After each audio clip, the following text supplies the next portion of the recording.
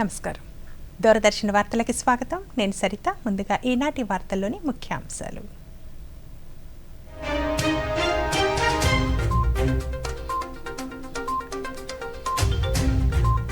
తమిళనాడులోని టూటికోరిన్లో 4,900 కోట్ల రూపాయల విలువైన ప్రాజెక్టులకు శంకుస్థాపన చేసిన ప్రధాని. మాల్దీవుల స్వాతంత్ర దినోత్సవ వేడుకల్లో పాల్గొన్న ప్రధానమంత్రి నరేంద్ర మోదీ. కార్గిల్ విజయ్ దివస్ను పురస్కరించుకొని అమరవీరులకు ఘన నివాళులు. వాయుగుండం ప్రభావంతో ఉత్తర కోస్తా జిల్లాల్లో భారీ వర్షాలు కురిసే అవకాశం.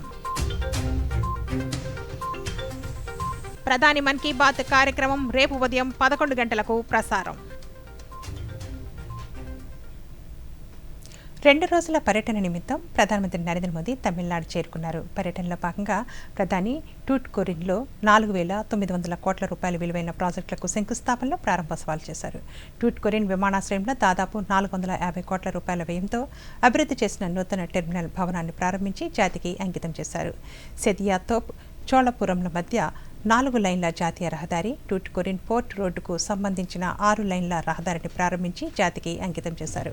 ఈ సందర్భంగా ప్రధాని మాట్లాడుతూ ఈ కార్యక్రమంలో కేంద్ర పౌర విమానయాన శాఖ మంత్రి కింజరాపు రామ్మోహన్ నాయుడు పాల్గొన్నారు. इंफ्रा और एनर्जी पर हमारा फोकस ये बताता है कि तमिलनाडु का विकास हमारी कितनी बड़ी प्रायोरिटी है. आज की सभी परियोजनाएं भी तूतुकुड़ी और तमिलनाडु को कनेक्टिविटी, क्लीन एनर्जी और नई अपॉर्चुनिटीज का हब बनाएगी. तमिलनाडु और तूतुकुड़ी की धरती ने, यहां के लोगों ने सदियों से समृद्ध और सशक्त भारत के लिए अपना योगदान दिया है. इसी धरती पर वी.ओ. चिदंबरम पिल्लई जैसे विजनरी पैदा हुए. మాల్దీవుల 60వ స్వాతంత్ర దినోత్సవ వేడుకలు ఘనంగా జరిగాయి. రాజధాని మాలేలోని రిపబ్లిక్ స్క్వేర్లో జరిగిన ఈ వేడుకల్లో ప్రధానమంత్రి నరేంద్ర మోదీ ముఖ్య అతిథిగా పాల్గొన్నారు. ఈ సందర్భంగా ప్రధాని ఆ దేశ అధ్యక్షులు డాక్టర్ మహమ్మద్ మొయిజీలకు గార్డ్ ఆఫ్ హానర్ అందించారు. స్వాతంత్ర వేడుకల్లో భాగంగా ఆ దేశ పౌరులు ప్రదర్శించిన పలు సాంస్కృతిక ప్రదర్శనలను ప్రధాని మోదీ ఆసక్తిగా తిలకించారు. అంతకుముందు మాల్దీవుల ఉపాధ్యక్షుడు హుస్సేన్ మహమ్మద్ లఫీతో ప్రధాని నరేంద్ర మోదీ సమావేశమయ్యారు. మౌలిక సదుపాయాలు, సాంకేతికత, వాతావరణ మార్పులు, ఇంధనం వంటి రంగాలపై చర్చించారు. భారత్ మాల్దీవుల బంధాల బలోపేతానికి సంబంధించిన పలు అంశాలపై ఇరువురు నేతలు చర్చించారు.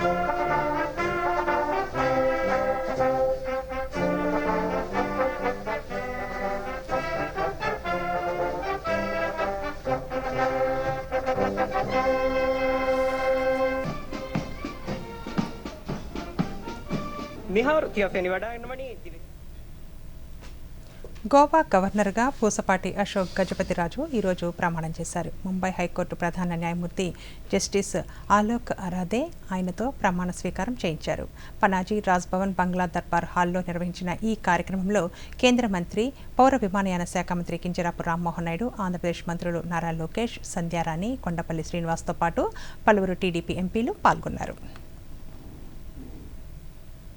Patyashok Gajpati Raju, do swear in the name of God that I will faithfully discharge the functions of the Governor of Goa and will, to the best of my ability, preserve, protect and defend the Constitution and the law, and that I will devote myself to the service and well-being of the people of Goa.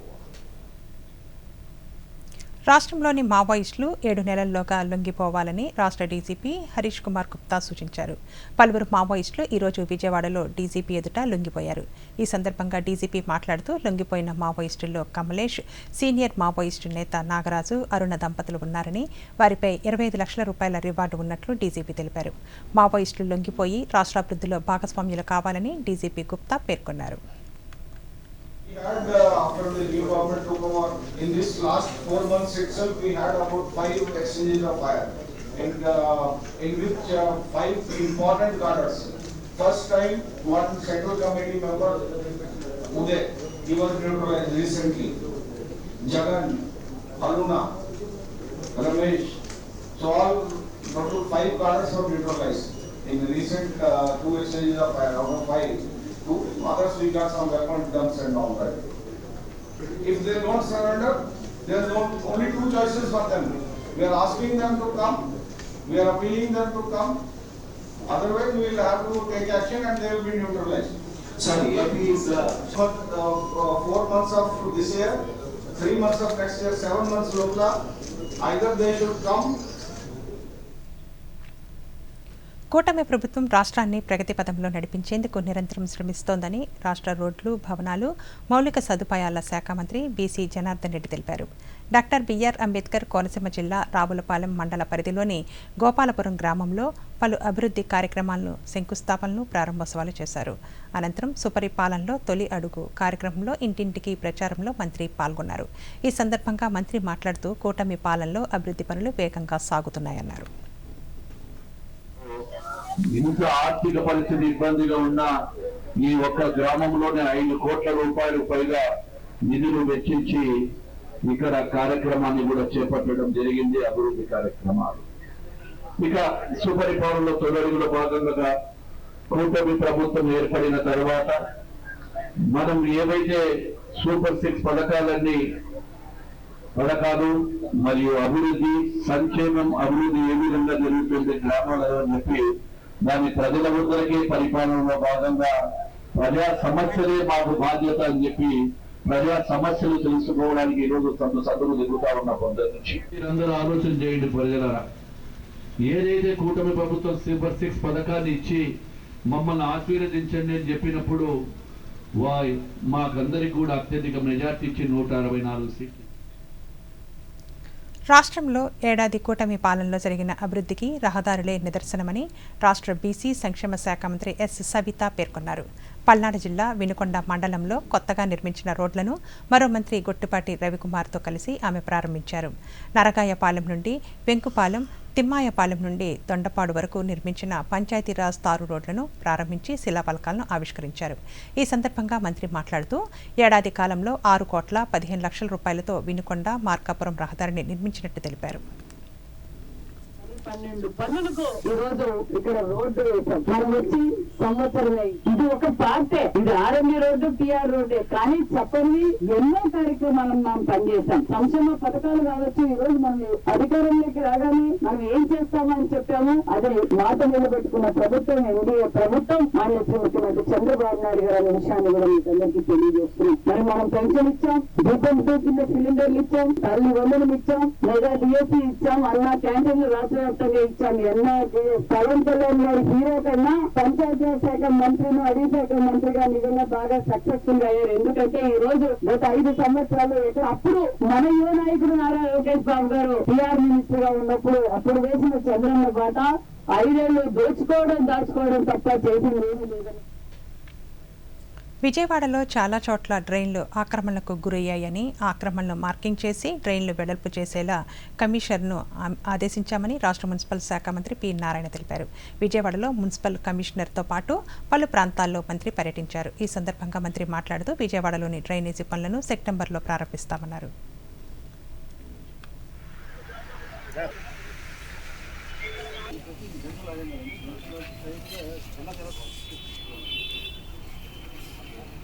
అడుగుల యొక్క drain కొన్ని దగ్గరలు ఉంది, అది కొన్ని దగ్గర వేలకు 2 అడుగులు ఒక్క అడుగు ఉంది. ఎందుకంటే అటు ఇటు ఆక్యుపై చేశారు. దాన్ని వైడెన్ చేయకుండా ఉంటే ఏం చేసినా సిల్ట్ తీసినా ఏం చేసినా కానీ ఉపయోగం ఉండదు. అందువల్ల ఆ డ్రైన్స్ని దానికి కావాల్సిన బడ్జెట్ కూడా యాక్చువల్గా అటు మున్సిపల్ కార్పొరేషన్ కొంత సిఆర్డి ఇద్దరు కలిసి యాక్చువల్గా చేసే విధంగా నేను ఏర్పాటు చేస్తున్నాను ఫైనాన్స్. అందువల్ల నేను ఒకటే రిక్వెస్ట్ చేసేది, అటు ప్రజాప్రతినిధులు కానీ వాళ్ళందరూ కూడా వాళ్ళకి నచ్చజెప్పండి.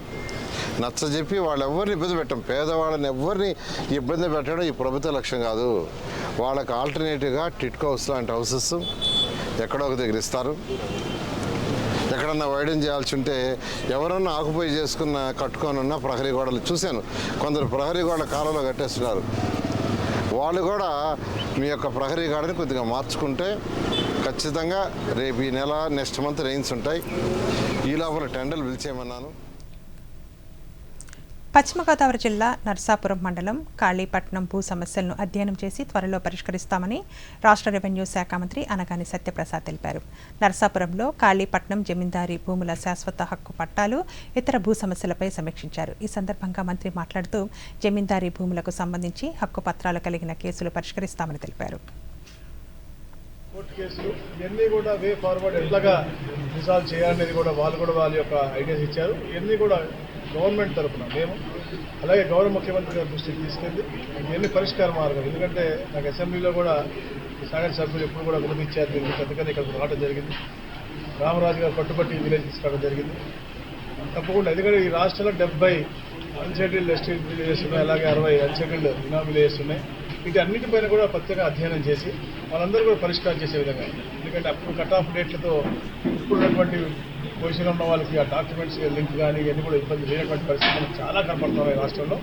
సో వాళ్ళకి ఎట్లా చేస్తే బాగుంటుంది అనేది కూడా జిఓఎంలో చాలా కులంకుశంగా డిస్కస్ చేసి గ్రూప్ ఆఫ్ మినిస్టర్స్లో మేము, కేశవ్ గారు, నారాయణ గారు, ఆనంద్ గారు, అలాగే భరత్ గారు, మన మైనారిటీ వెల్ఫేర్ మినిస్టర్ ఫరూక్ గారు అందరం కూడా అన్ని అంటే ఫ్రీ హోల్డ్ మీద, దాని తర్వాత ఇనాం మీద, ఈ అన్సెటిల్డ్ ఎస్టేట్స్ మీద ప్రత్యేక తెలుగువారి ఆత్మగౌరవాన్ని ఇనుమడింపచేసిన మహానేత నందమూరి తారక రామారావు అని రాష్ట్ర మంత్రులు ఆనం రామనారాయణ రెడ్డి, వాసంశెట్టి సుభాష్, కొట్టిపాటి రవికుమార్, డాక్టర్ డోలా శ్రీ బాల వీరాంజనేయ స్వామి అన్నారు. ప్రకాశం జిల్లా దోర్నాలలో ఏర్పాటు చేసిన దివంగత ముఖ్యమంత్రి నందమూరి తారక రామారావు కాంస్య విగ్రహాన్ని మంత్రులు ఆవిష్కరించారు. ఈ సందర్భంగా తొలుత మంత్రులు సుపరిపాలన తొలి అడుగు కార్యక్రమంలో పాల్గొన్నారు. అనంతరం ఏర్పాటు చేసిన సభలో వారు మాట్లాడుతూ వెలుగొండ ప్రాజెక్టు పూర్తి చేస్తామన్నారు. ఈ రోజున ఎంతమంది పిల్లలుంటే అంతమంది పిల్లలకి ఇవ్వటమే కాకుండా ఎవరికైనా అర్హులకి ఇంప్లిమెంట్ కాకపోతే మరి గ్రివెన్స్ అనేది రేజ్ చేయడం జరిగింది. అప్పుడు అమ్మఒడి ఎవరికైనా పడకపోతే ఎన్ని ఆర్తనాదాలు చేసినా సరే ప్రజలకు ఎవరికి కూడా మళ్ళీ తిరిగి ఇచ్చే పరిస్థితి లేదు. పెద్దలు చాలా విషయాలు చెప్పారు. చాలా ఈ సంవత్సర కాలంలో ఈ ప్రభుత్వం తీసుకున్న నిర్ణయాలు, ఎన్నికలకు ముందు మేము ఇచ్చిన వాగ్దానం, సూపర్ 6 అమలు తీరు ఏ విధంగా ఉందో అందరూ వివరించి చెప్పడం జరిగింది. మార్కాపురం కొత్త జిల్లాను తీసుకొస్తామని, మరి రెండవ హామీ వెలుగొండ ప్రాజెక్టు మేమే పూర్తి చేస్తాం. ఏమాత్రం కూడా సందేహం లేదు.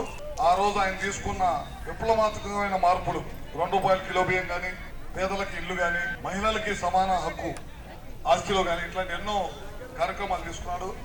మనం అన్న ఎన్టీఆర్ గారి విగ్రహానికి మనం ప్రారంభించుకోవడం చాలా గొప్ప విషయం. శ్రీశైలం వెళ్లే దారిలో అన్న ఎన్టీఆర్ రాష్ట్ర అభివృద్ధి కోసం, పేదల కోసం కష్టపడినటువంటి తిరుపతి జిల్లా శ్రీకాళహస్తీశ్వర స్వామిని రాష్ట్ర హోంశాఖ మంత్రి వంగలపూడి అనిత ఈరోజు దర్శించుకున్నారు. అనంతరం మంత్రి మాట్లాడుతూ శ్రీకాళహస్తిలో ట్రాఫిక్ సమస్యను పరిష్కరించేందుకు ట్రాఫిక్ విభాగం, పోలీస్ స్టేషన్ ఏర్పాటుకు కార్యాచరణ చేపడతామన్నారు. శాంతంగా, ఆనందంగా, సంతోషంగా ఉండాలని మనస్ఫూర్తిగా కోరుకోవడానికి ఈరోజు దైవ దర్శనం కూడా చేసుకోవడం జరిగింది. ఆ దేవదేవుని దర్శనం చాలా బాగా జరిగింది. ప్రజలందరూ కూడా, నేను ఇక్కడ చూస్తే అక్కడ ఇంచుమించు 60-70 వేల మంది తిరుపతి కొండ మీద దర్శనం చేసుకుంటే, సుమారుగా అలవేలు మంగం దగ్గరకు వచ్చేసరికి 30,000-40,000 అక్కడ దర్శనం చేసుకుంటున్నారు. ఇక్కడ కూడా ఈరోజు శివయ్య దర్శనం దగ్గరికి వచ్చేసరికి చాలా మంది భక్తులు ఈరోజు ఇక్కడ ఉన్నారు.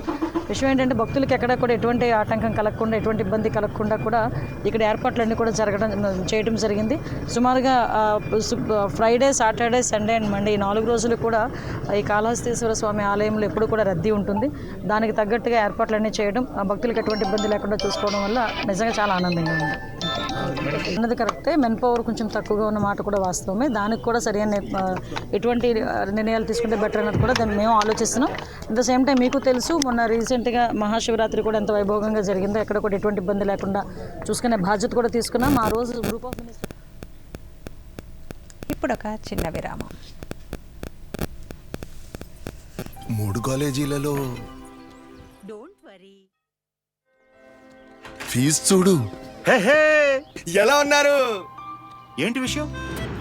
ఫీజ్ కోసం టెన్షన్. రాహుల్ కి బ్యాంక్ అకౌంట్ ఉందిగా, సమస్య తీరినట్లే. బ్యాంక్ ద్వారా అవసరానికి సరిపడా స్టూడెంట్ ఎడ్యుకేషన్ లోన్ సులభంగా దొరుకుతుంది. అదీను 4 లక్షల వరకు తాకట్టు లేకుండా. అదెక్కడ? అదే స్వీట్. ఆర్బీఐ అంటుంది, చేయండి సరైన ఆరంభం, అవ్వండి ఫైనాన్షియలీ స్మార్ట్. తిరిగి వార్తలకి స్వాగతం. కృష్ణా జిల్లా మచిలీపట్నంలో బీజేపీ జిల్లా ఆధ్వర్యంలో ఓ జూనియర్ కళాశాల నందు కార్గిల్ విజయ్ దివస్ కార్యక్రమాన్ని నిర్వహించారు. ఇందులో భాగంగా సైనికులను కీర్తిస్తూ ర్యాలీ చేపట్టారు. చైర్మన్ మట్టా ప్రసాద్ పాల్గొని మాజీ ఆర్మీ సైనికులను సన్మానించారు. ఈ సందర్భంగా ఆయన మాట్లాడుతూ ప్రతి పౌరుడు దేశ సేవను బాధ్యతగా గుర్తించాలన్నారు.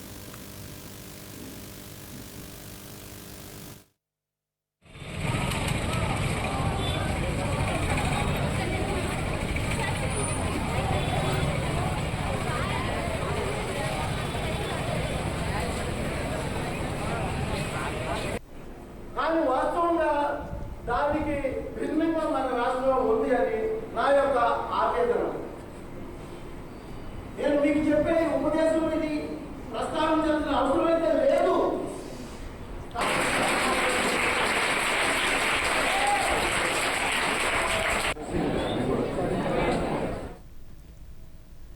విద్యార్థులు ఏ కోర్సులోనైనా విషయ పరిజ్ఞానాన్ని అందుకున్నప్పుడే ఉన్నత శిఖరాలకు ఎదుగుతారని జేఎన్టీయూ అనంతపురం యూనివర్సిటీ ఉపకులపతి సుదర్శన్ రావు పేర్కొన్నారు. కర్నూలులోని జి పుల్లయ్య ఇంజనీరింగ్ కళాశాల 4వ స్నాతకోత్సవంలో ఆయన పాల్గొన్నారు. 2021-25 బీటెక్, 2023-25 బ్యాచ్ ఎంబీఏ విద్యార్థులకు డిగ్రీ పట్టాలను అందించారు. ఈ సందర్భంగా సుదర్శన్ రావు మాట్లాడుతూ నూతన విద్యా విధానంతో కేంద్ర రాష్ట్ర ప్రభుత్వాలు ఉద్యోగ అవకాశాలను మెరుగుపరుస్తున్నాయన్నారు. విద్యార్థులు ఎంతో ఉన్నత స్థాయిలో ఉన్న తల్లిదండ్రుల త్యాగాలను మరవకూడదన్నారు.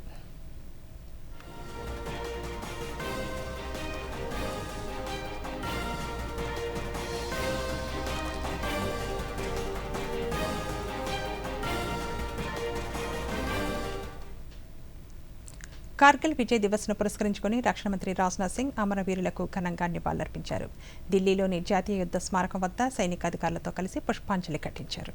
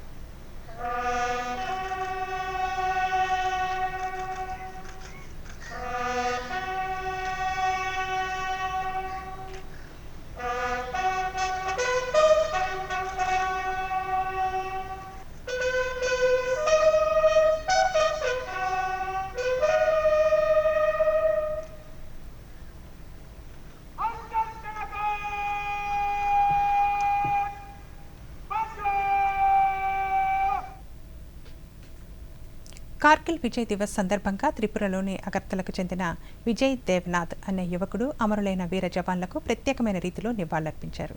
కార్గిల్ యుద్ధంలోని ఆ గంభీర క్షణాన్ని అగ్గిపుల్లల ద్వారా విజయ్ దేవ్నాథ్ ఆవిష్కరించారు. సైనికుల త్యాగం, వీరత్వం, ధైర్యాన్ని కేంద్రంగా చేసుకుని రూపొందించిన ఈ కళాఖండాన్ని ముఖ్యంగా దేశ భూమిని రక్షించడానికి ప్రాణాలు అర్పించిన అమరవీరులందరికీ ఆయన అంకితం చేశారు.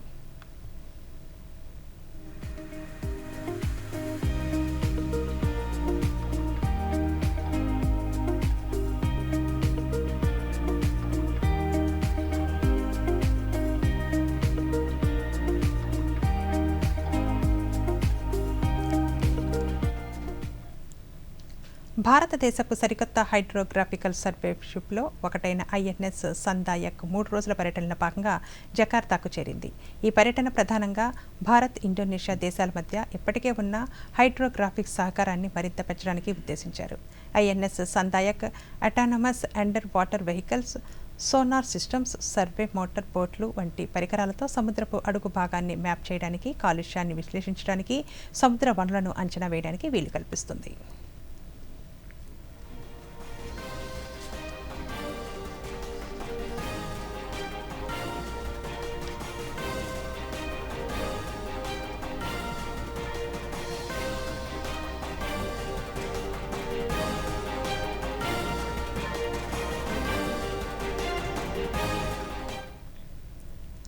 కార్గిల్ విజయ్ దివస్ను పురస్కరించుకొని లడాఖ్లోని కార్గిల్ జిల్లా ద్రాస్ ప్రాంతంలో పాదయాత్రను నిర్వహించారు.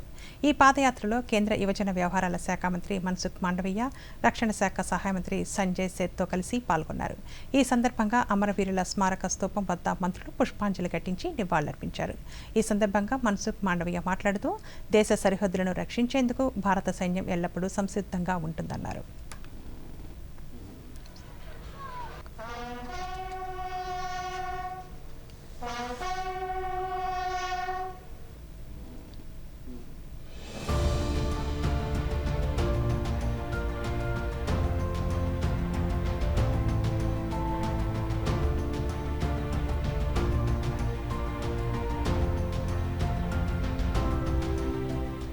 हम विकसित भारत के लिए हमारी विरासत से प्रेरणा लेंगे। विरासत क्या है? हमारे देश को कोई छेड़ता है तो हम छोड़ते नहीं हैं, हम किसी को छेड़ते नहीं है, लेकिन हमारे देश को कोई छेड़ेगा, हमारे देश के सरहद के सामने कोई ऊंची आंख करके देखेंगे तो उसको मुंह तोड़ जवाब देना भी। శాన్ డియాగో కామిక్ కాన్లో డిస్నీ సంస్థకు చెందిన సూపర్ మ్యాన్, మార్వెల్ సంస్థకు చెందిన ది ఫెంటాస్టిక్ 4 ఫస్ట్ స్టెప్స్ చిత్రాల విడుదల నేపథ్యంలో థియేటర్ల వద్ద కామిక్ ప్రియులు సందడి చేశారు. అత్యంత ఆసక్తిగా ఎదురుచూస్తున్న science fiction series alien earth అధికారికంగా కామిక్ కాన్లో విడుదలవగా ఈ ఫ్రాంచైజీలోని కొత్త టీవీ సిరీస్ పైలట్ ఎపిసోడ్ను వేలాది మంది అభిమానులు వీక్షించారు.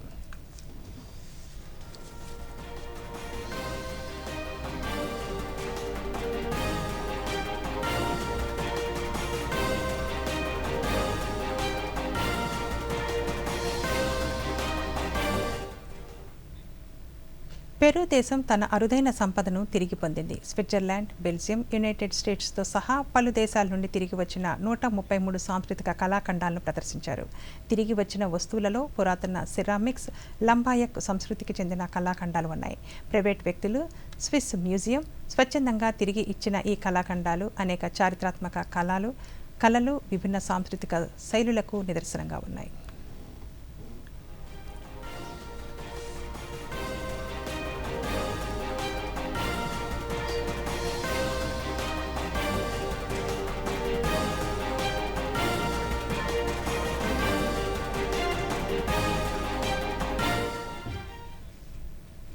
తమిళనాడులోని తూత్తుకుడిలో స్థానికంగా మాతా కోవిల్ అని పిలువబడే లేడీ ఆఫ్ స్నోస్ చర్చ్ 443వ వార్షికోత్సవ వేడుకలు ఘనంగా ప్రారంభమయ్యాయి. ఉత్సవ పతాక ఆవిష్కరణ తర్వాత మదర్ మేరీకి పట్టాభిషేకంతో మొదలైన ఈ ఉత్సవానికి వందలాది మంది భక్తులు హాజరయ్యారు. 11 రోజుల పాటు జరిగే ఈ వేడుకలు ఆగస్టు 5వ తేదీన జరిగే మహా ఊరేగింపుతో ముగియనున్నాయి.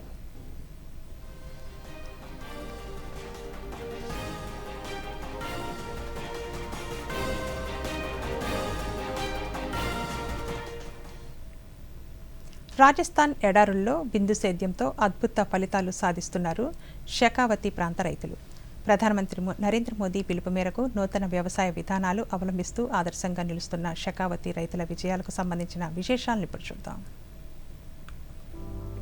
వ్యవసాయ రంగంలో నూతన ఆవిష్కరణలతో ఆదాయాన్ని రెట్టింపు చేసుకుంటున్నారు రాజస్థాన్లోని సికార్కు చెందిన రైతులు. ప్రభుత్వ సబ్సిడీని కూడా ఉపయోగించుకుని నీటి ఎద్దడి ఉన్నా కూడా బిందు సేద్యంతో మంచి ఫలితాలు సాధిస్తున్నారు. పొలంలో పాలీహౌస్, డ్రిప్ సహాయంతో దోస, టమాటో, మిరప, ఇతర కూరగాయలను పండించి లక్షల రూపాయల ఆదాయాన్ని ఆర్జిస్తున్నారు. ఎడారి ప్రాంతమైన రాజస్థాన్లో రైతులు సాధారణంగా పండించే పంటలకు బదులుగా నూతన వ్యవసాయ పద్ధతులు ఆవిష్కరణలతో దేశంలోనూ రాష్ట్రంలోనూ తమకంటూ గుర్తింపు తెచ్చుకుని ఇతర రైతులకు ఆదర్శంగా నిలుస్తున్నారు. సికార్ జిల్లాలోని రైతులు పాలీహౌస్ టెక్నాలజీని వినియోగించుకుని సంవత్సరానికి 2 నుంచి 3 సార్లు కూరగాయలను పండిస్తున్నారు. ఈ పాలీహౌస్లో వ్యవసాయం చేయడం ద్వారా ఉష్ణోగ్రత, తేమ, తెగుళ్లను నియంత్రించవచ్చు. దీంతో పాటు పంట దిగుబడి, నాణ్యత రెండూ మెరుగుపడతాయి. సికార్ జిల్లాలోని దంతా రామ్గఢ్ ప్రాంతంలోని మంగళపురాలో నివసించే ప్రగతిశీల రైతు శ్రావణ్ కుమార్ మహాలా మొక్కలకు బిందు సేద్యంతో నీటిని అందించి ఉత్తమ ఫలితాలు సాధిస్తున్నామని తెలిపారు. और हमारे 4 पोली हाउस है और एक पोली हाउस में कम से कम 10 लाख रुपए एक फसल के निकलते हैं. 4 बीघा में है और एक साल में 2 बार बोते हैं.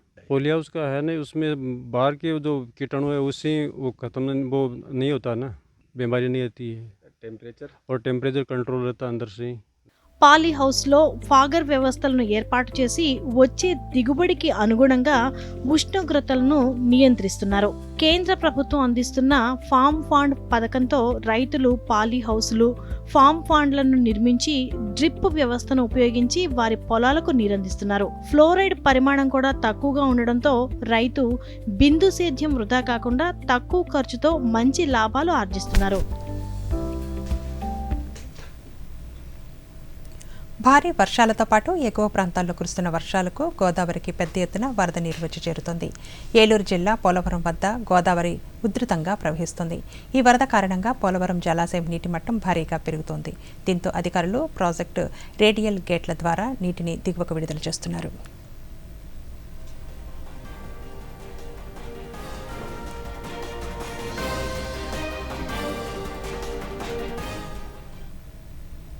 ఎగువ ప్రాంతాల్లో కురుస్తున్న భారీ వర్షాలకు శ్రీశైలం జలాశయానికి భారీగా వరద నీరు వచ్చి చేరుతోంది. దీంతో జలాశయ 2 గేట్లు ఎత్తి దిగువకు నీటిని విడుదల చేస్తున్నారు. జలాశయానికి 1,02,716 క్యూసెక్ల వరద నీరు వచ్చి చేరుతూ ఉండగా 53,856 క్యూసెక్ల నీటిని దిగువకు విడుదల చేస్తున్నారు.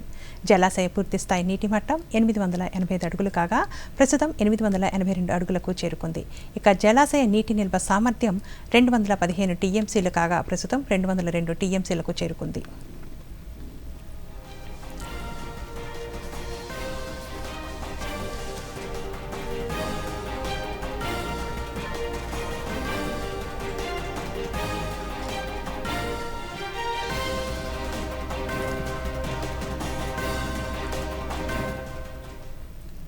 వాయువ్య బంగాళాఖాతంలో ఏర్పడిన వాయుగుండం గత 6 గంటల్లో గంటకు 28 కిలోమీటర్ల వేగంతో పశ్చిమ దిశగా కదిలి ఉత్తర ఛత్తీస్గఢ్, దాని పరిసర ప్రాంతాలపై కేంద్రీకృతమై ఉంది.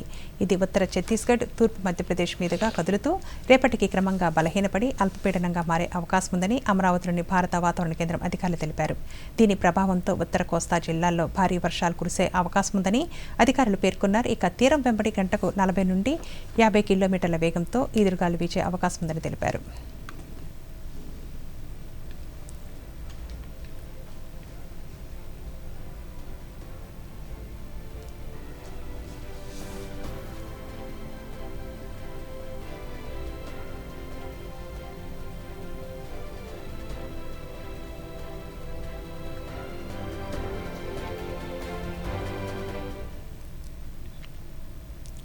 ప్రధానమంత్రి నరేంద్ర మోదీ తన మనసులోని భావాలను దేశ ప్రజలతో పంచుకునే మన్ కీ బాత్ కార్యక్రమం 124వ సంచిక రేపు ఉదయం 11 గంటలకు ప్రసారమవుతుంది. ఆకాశవాణి సమన్వయంతో దూరదర్శన్ ఛానళ్లు మన్ కీ బాత్ కార్యక్రమాన్ని ప్రసారం చేస్తాయి. ఈ కార్యక్రమ తెలుగు అనువాదం వెనువెంటనే దూరదర్శన్ సప్తగిరిలో ప్రసారమవుతుంది.